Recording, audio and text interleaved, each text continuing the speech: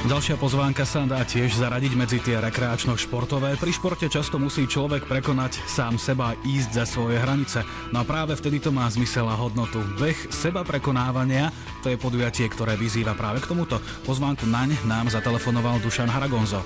Je to beh alebo chôdza pre kondičných bežcov alebo pre takých ľudí, ktorí ešte len začínajú. Hlavnou myšlienkou behu je teda nie pretekať s inými, ale pretekať hlavne so samým sebou a prekonávať samého seba. V sobotu bude 113. kolo, pretože vlastne tradícia behu je už od roku 1999. Bežia sa 2 míle, čiže 3218 metrov. Celá registrácia prebieha na mieste. Je to v podstate hlavne pre radosť, pre zdravie. Není to niečo veľmi vážne a nie sú to nejaké veľké preteky. Máme aj detskú kategóriu, takže behajú aj detičky do 10 rokov, tak pre nich máme špeciálnu trasu na 400 metrov.